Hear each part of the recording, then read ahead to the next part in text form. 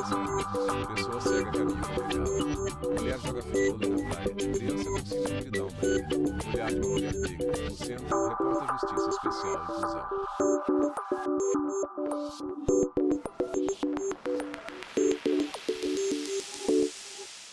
Audiodescritor. Criança escreve em máquina de escrever em braille. Garota se comunica por sinais. Mulher em cadeira de rodas motorizada. Estamos no centro da capital do país. Hoje eu vou acompanhar a rotina da Ana Lídia. Ela é deficiente visual e precisa pegar 4 ônibus por dia para ir ao trabalho e voltar para casa. Repórter caminha ao lado de Ana Lídia. Ela atravessa a rua. Na rodoviária de Brasília, os desafios em se tratando de acessibilidade são muitos. Ela me conta que andar sozinha em lugares mais movimentados assim, talvez seja o maior deles. Como a gente acabou de ver, a dificuldade da Ana Lídia começa lá na entrada da rodoviária. Só que aqui, descendo as escadas, no andar de baixo, a situação vai piorando um pouco por conta do movimento, que é bastante intenso por aqui. A gente tem que encarar, né? Mas é um desafio muito grande para um cego atravessar essa rodoviária aqui por conta da multidão.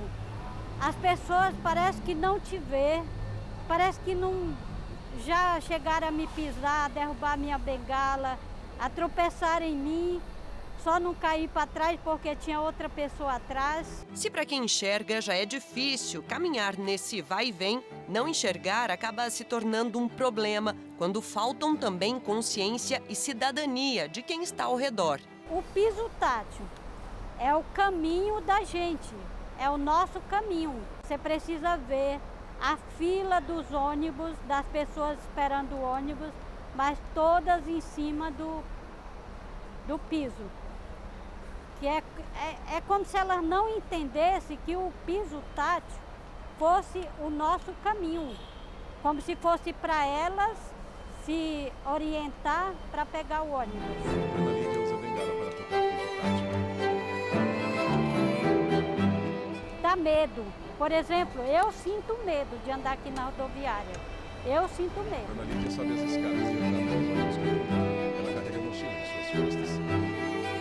A deficiência visual pode ser dividida em grupos e a cor da bengala varia dependendo de cada limitação. Cego é aquele que apresenta ausência total da visão, não sendo possível identificar obstáculos, movimentos ou iluminação. Essa bengala é a branca.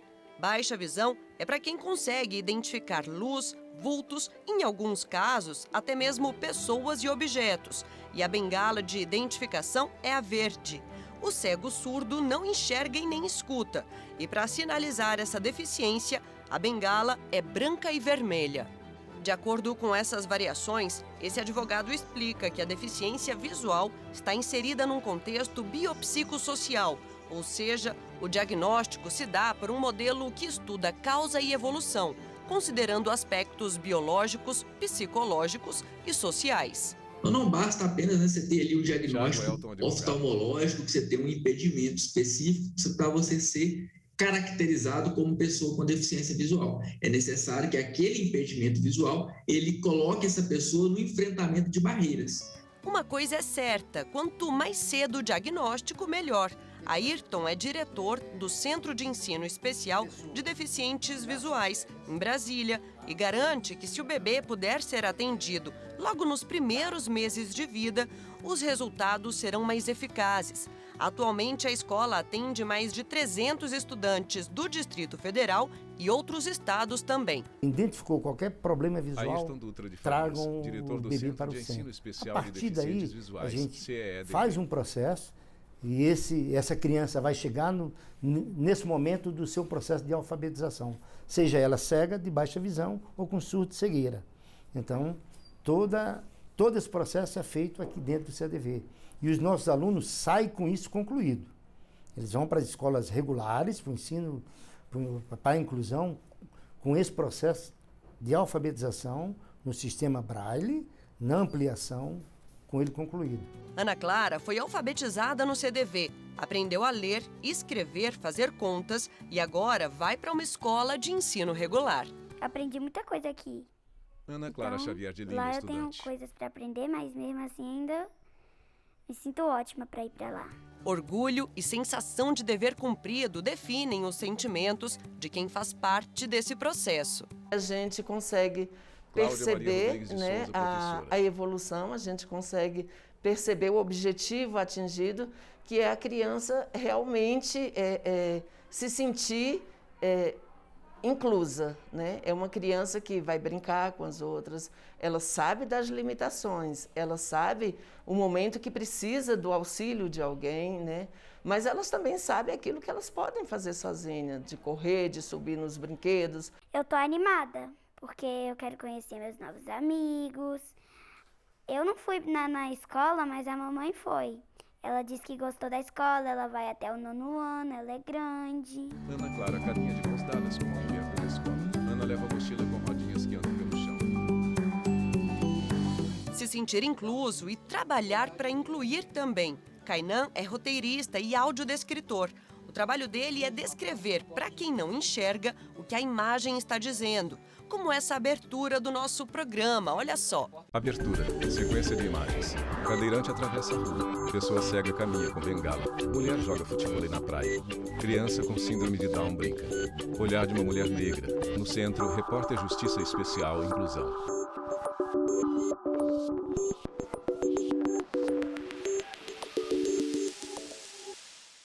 Para nós, Kainan Leão, roteirista. São várias imagens e tal, mas para quem não enxerga, é uma trilha sonora que toca. Mas existem imagens nisso. E essas imagens têm palavras que precisam ser expostas, essas palavras. E nesse momento, nessa questão, é onde o roteirista entra, para trazer as palavras para as pessoas que não enxergam, montarem a moldura final, o desenho do que é a abertura para nós que enxergamos. O trabalho exige atenção, criatividade e um vocabulário rico e bem variado. Como audiodescritor, como roteirista, precisa ter muito detalhe. E esse detalhe se consegue com visão de mundo. Então eu leio bastante, eu vejo muito filme, eu tento buscar de tudo um pouco. Porque eu não posso falar das coisas, eu preciso falar o nome das coisas. No caso do nosso programa, o Repórter Justiça, Kainan recebe o material pronto, editado.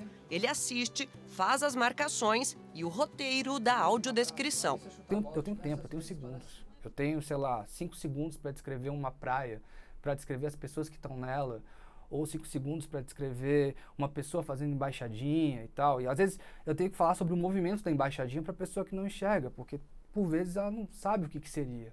E aí, explicando o que é o movimento, eu posso falar, são embaixadinhas. E aí já me facilita. Com o roteiro finalizado, o texto vem parar aqui, nesse sistema onde as sequências são montadas e olha só onde elas aparecem. Logo ali naquela tela, para o Valmir, que é o locutor de audiodescrição do nosso programa, poder finalizar o trabalho. Sequência de imagens. Mulheres praticam diversas modalidades esportivas. Mulher idosa levanta halteres sentada. Eu costumo dizer que nós, audiodescritores, nós somos os olhos do telespectador que tem essa necessidade especial, né? Então nós somos os olhos, tem que ter a sensibilidade de, no meio desse contexto, passar a mensagem de forma objetiva, rápida, porque tem que ser muito rápido, porque o espaço que a gente tem é muito curto, mas deixar claro, absolutamente claro, aquilo que você está descrevendo, para que o telespectador tenha realmente a informação mais precisa possível. Dá um orgulho quando você vê tudo prontinho, encaixado e saber que foi você que fez e que o que você fez vai ajudar mais pessoas a estarem inclusas naquele produto, naquele programa. Isso é fantástico. No próximo bloco, a repórter Larice Neves vai mostrar histórias incríveis de pessoas que fizeram da dificuldade motivos de superação. Não sai daí que a gente volta já. Vinheta de transição. Estamos apresentando Repórter Justiça Especial Inclusão. Vinheta de transição. Voltamos a apresentar Repórter Justiça Especial Inclusão. A garota se comunica através de gestos com as mãos. Ela usa óculos. Na maior parte do tempo, é assim que a Natália conversa com amigos e parentes. As mãos contam histórias do dia a dia, fazem perguntas e respondem curiosidades. Para a gente entender um pouco mais sobre Libras, a língua brasileira de sinais, a Rayane vai dar uma ajudinha.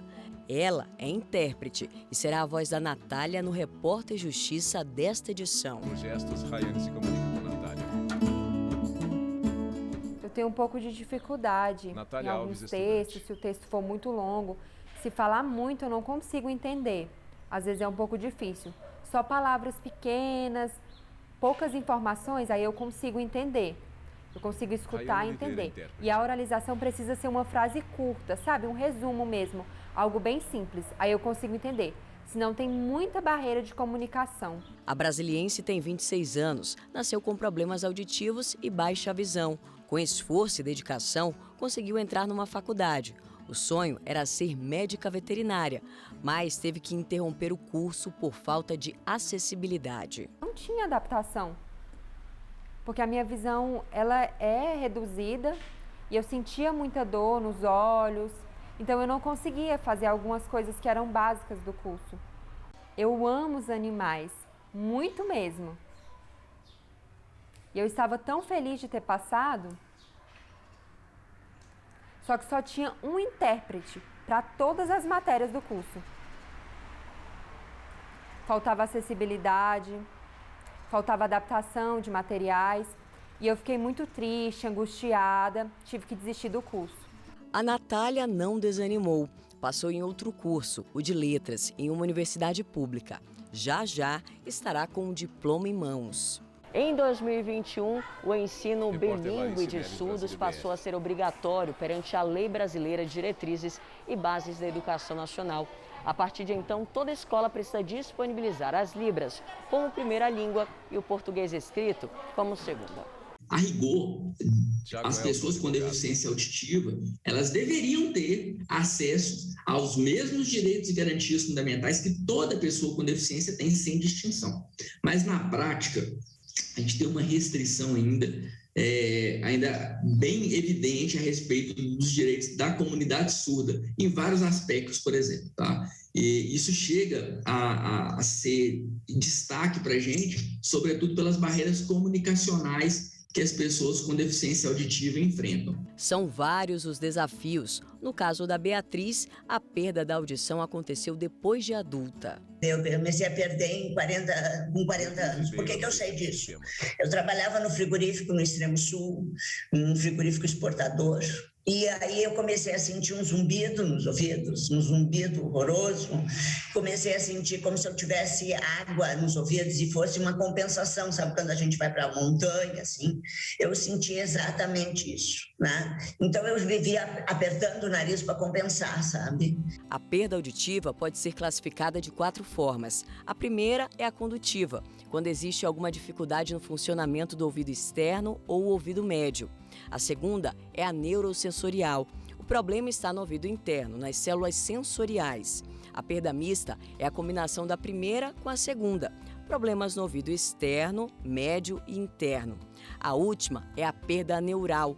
É um pouco mais complexa. Tem a ver com a ausência ou dano no nervo auditivo. Estimamos, a Organização Mundial de Saúde tem estimado que mais de 950 milhões de pessoas estarão apresentando perda auditiva aí no futuro, né? Ocasionado principalmente pela questão do envelhecimento. Nós sabemos que uma das maiores estimativas dessa subida, desse acréscimo de pessoas com problemas de surdez vem do próprio envelhecimento, porque a população mais idosa estão vivendo mais, a expectativa de vida tem aumentado bastante, consequentemente a gente vai ter aí a nossa presbiacusia, que é o envelhecimento da audição. Além da língua brasileira de sinais, parte dos surdos consegue desenvolver a fala, como a Daniela, que teve um diagnóstico tardio do problema.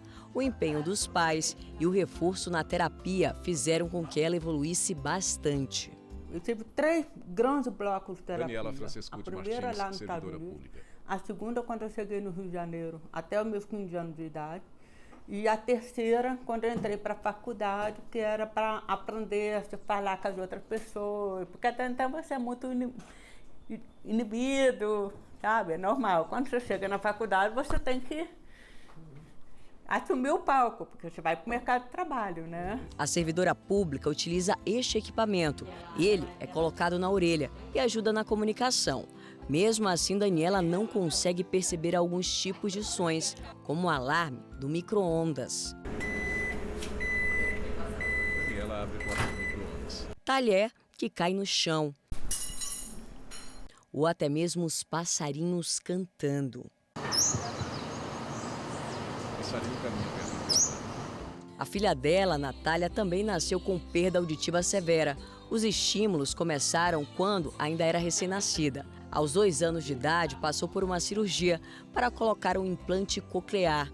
O aparelho eletrônico é inserido dentro do ouvido. O microfone fica atrás da orelha, capta o som e o transforma em estímulos elétricos. Normalmente uso mais só o aparelho mesmo, eu não sei nem muito bem os lábios com minha mãe, não. Aí, pra mim, eu não preciso ter paciência conversar comigo, pelo amor de Deus. E falar claro, e não falar muito baixo. Aos 13 anos, Natália fez um implante no ouvido direito, o que tem facilitado ainda mais a vida da estudante. A mãe mostra que, ao longo da vida, trocou de aparelho 3 vezes. Esse foi o primeiro implante coclear da Natália, que ela usou de 2 anos de idade até mais ou menos 10 anos. Depois a gente passou para esse modelo, porque o aparelho de audição a gente tem que mudar, tem que dar uma atualizada para melhor som, a melhor absorção sonora. Então, dos 10 até 13 anos, usou esse. Foi o primeiro modelo que chegou no Brasil que você usava atrás da orelha, só que ele é pesado. E aí, quando ela fez a cirurgia aos 13 anos de idade, ela já passou para esse modelo. Esse modelo que vocês pegaram é super leve, levíssimo. E aí é o que ela está usando até então. O implante coclear tem sido uma alternativa interessante para muitas pessoas. Resultado aprovado pela Natália. A maioria das pessoas até me falaram achando que minha mãe já era surda mesmo. Tipo, sua mãe tem sotaque, né? Ela surta por acaso? Assim, é. Mas a pessoa acha que eu tenho sotaque, só isso. Ela mostra um pedaço. Bruna tem um canal na internet e usa as libras para ensinar receitas às pessoas surdas. Então eu estou muito feliz e o pessoal está gostando. Eu converso com as pessoas, eles falam que estão gostando muito. E em breve vai ter um curso online de como fazer bolo, panetone, doce, diversas receitas de comida.